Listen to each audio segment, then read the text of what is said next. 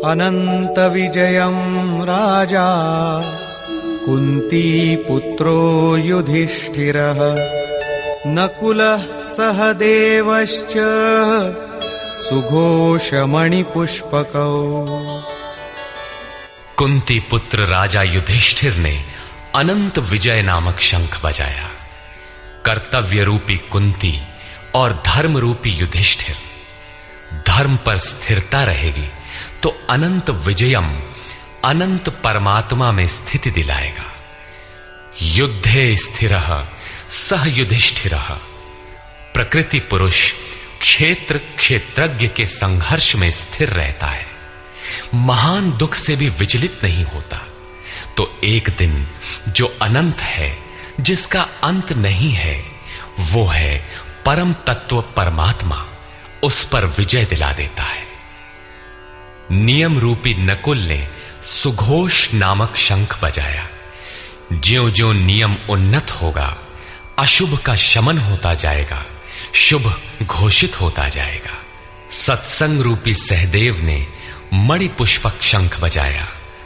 मनीषियों ने प्रत्येक श्वास को बहुमूल्य मणि की संज्ञा दी है। हीरा जैसी श्वासा बातों में बीती जाए। एक सत्संग तो वो है जो आप सत्पुरुषों की वाणी से सुनते हैं, किंतु यथार्थ सत्संग आंतरिक है। श्री कृष्ण के अनुसार आत्मा ही सत्य है, सनातन है। चित्त सब ओर से सिमटकर आत्मा की संगत करने लगे, यही वास्तविक सत्संग है। ये सत्संग चिंतन, ध्यान और समाधि के अभ्यास से संपन्न होता है। ज्यों ज्यों सत्य के सान्निध्य में सुरत टिकती जाएगी, त्यों त्यों एक एक श्वास पर नियंत्रण मिलता जाएगा। मन सहित इंद्रियों का निरोध होता जाएगा। जिस दिन सर्वथा निरोध होगा, वस्तु प्राप्त हो जाएगी। वाद्य यंत्रों की तरह चित्त का आत्मा के स्वर में स्वर मिलाकर संगत करना ही सत्संग है। बाह्य मणि कठोर है, किंतु श्वास मणि पुष्प से भी कोमल है।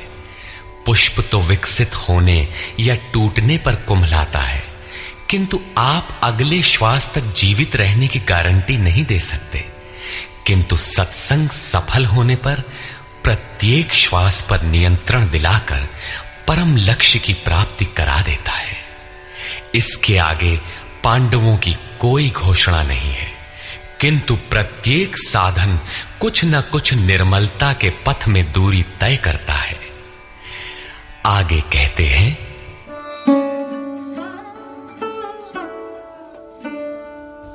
काश्यश्च परमेश्वासः शिखण्डी च महारथः धृष्टद्युम्नो विराटश्च सात्यकिश्चापराजितः।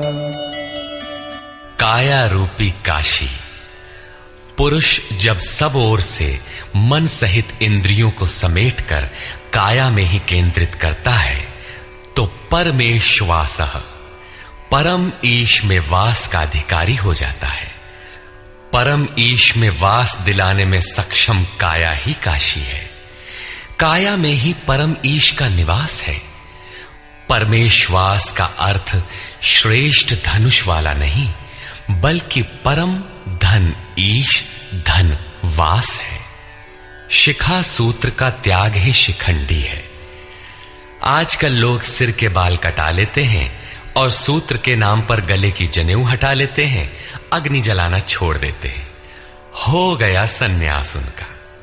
नहीं, वस्तुतः शिखा लक्ष्य का प्रतीक है जिसे आपको पाना है, और सूत्र है संस्कारों का। जब तक आगे परमात्मा को पाना शेष है, पीछे संस्कारों का सूत्रपात लगा हुआ है, तब तक त्याग कैसा, सन्यास कैसा? अभी तो चलने वाले पथिक हैं। जब प्राप्तव्य प्राप्त हो जाए, पीछे लगे हुए संस्कारों की डोर कट जाए, ऐसी अवस्था में ब्रह्म सर्वथा शांत हो जाता है। इसलिए शिखंडी ही ब्रह्म रूपी भीष्म का विनाश करता है। शिखंडी चिंतन पथ की विशिष्ट योग्यता है महारथी है। धृष्टद्युम्न दृढ़ और अचल मन तथा विराटः सर्वत्र विराट ईश्वर का प्रसार देखने की क्षमता इत्यादि दैवी संपद के प्रमुख गुण हैं। सात्विकता ही सात्य की है। सत्य के चिंतन की प्रवृत्ति अर्थात सात्विकता यदि बनी है तो कभी गिरावट नहीं आने पाएगी, इस संघर्ष में पराजित नहीं होने देगी। द्रुपदो द्रौपदेयाश्च सर्वशः पृथिवीपते सौभद्रश्च महाबाहुः शंखान् दद्मुः पृथक् पृथक्। अचल पददायक द्रुपद और ध्यान रूपी द्रौपदी के पांचों पुत्र सहृदयता, वात्सल्य, लावण्य, सौम्यता इत्यादि साधन में महान सहायक महारथी हैं तथा बड़ी भुजा वाला अभिमन्यु, इन सब ने पृथक पृथक शंख बजाए। भुजा कार्यक्षेत्र का प्रतीक है। जब मन भय से रहित हो जाता है तो उसकी पहुंच दूर तक हो जाती है।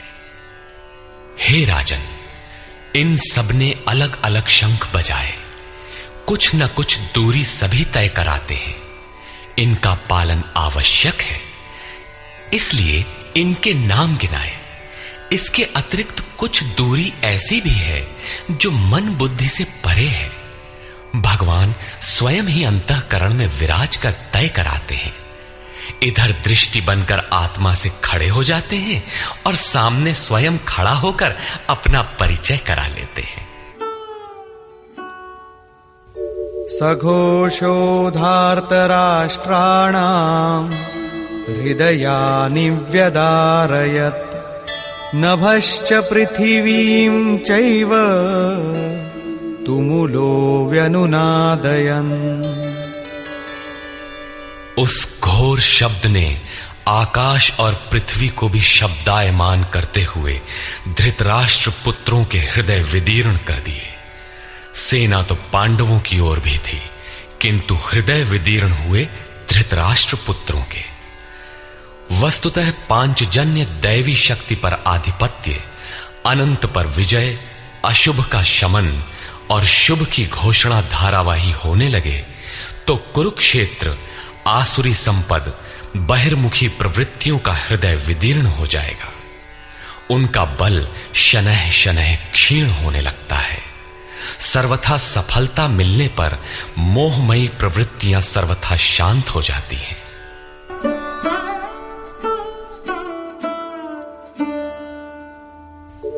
अथ व्यवस्थितान् दृष्ट्वा धार्तराष्ट्रान् कपिध्वजः प्रवृत्ते शस्त्रसम्पाते धनुरुद्यम्य पाण्डवः ऋषिकेशं तदा वाक्यम् इदमाह महीपते सेनयोरुभयोर्मध्ये